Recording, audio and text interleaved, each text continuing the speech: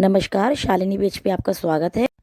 कुछ नियम और भय ऐसे होते हैं, जब हम अपने ग्रस्त जीवन की जिम्मेदारियों को पूरा कर लेते हैं, तब इन भय और नियम को करना चाहिए। सबसे पहला केवट का बया और दूसरा धर्मराज और यमराज का बया। केवट का बया, इसमें आपके घर के पास यमुना जी या गंगा जी जो भी हों, आप वहाँ जाकर नाव वाले से अपनी नाव में बिठाकर नैया पार करने के लिए कहो। फिर वो अपनी नाव में बिठाकर दूसरी पार आपको ले जाएगा। इसमें भगवान राम से प्रार्थना करते हैं कि आप हमारे जीवन में आने वाले संघर्षों से हमारी नैया पार करने में हमारी सहायता कीजिए।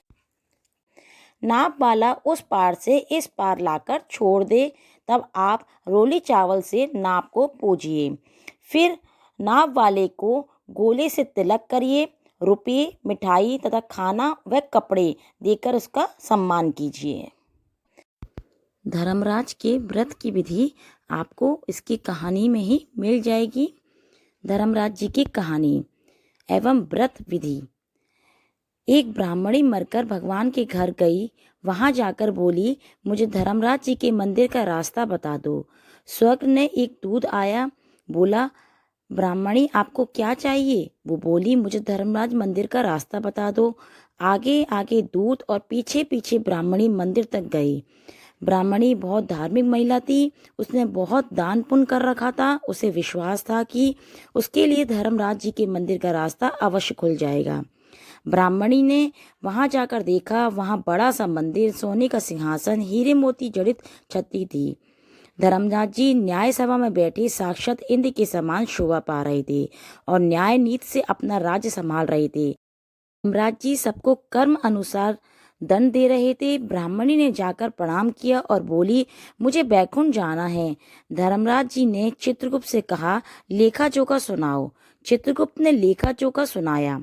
सुनकर धर्मराज जी ने कहा, तुमने सभी धर्म किए परंतु धर्मराज जी की कहानी नहीं सुनी, बैकुंठ में कैसे जाएगी?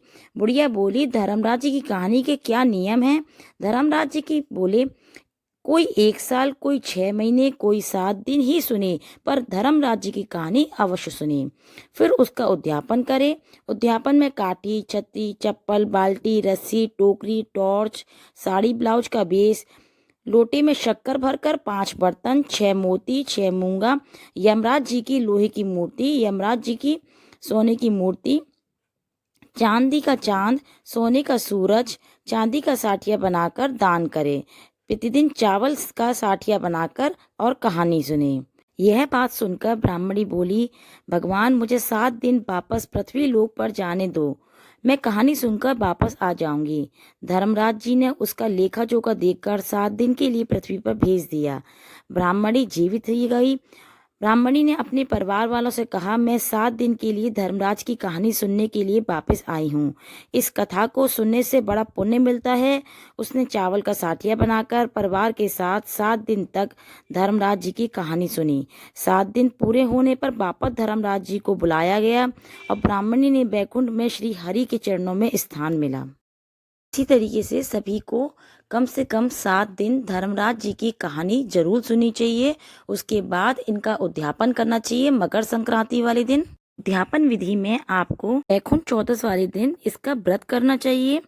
जोड़ा और जोड़ी की पोशाक, 5 बर्तन, शयादान, 1.25 किलो लड्डू, डांगटी, चप्पल जोड़ी, छतरी, चांदी की सीढ़ी, चांदी का साठिया, धर्मराज की सोने की मूर्ति पूजा करके ब्राह्मण को देना चाहिए।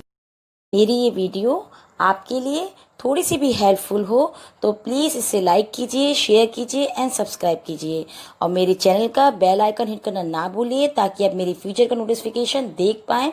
Thank you so much.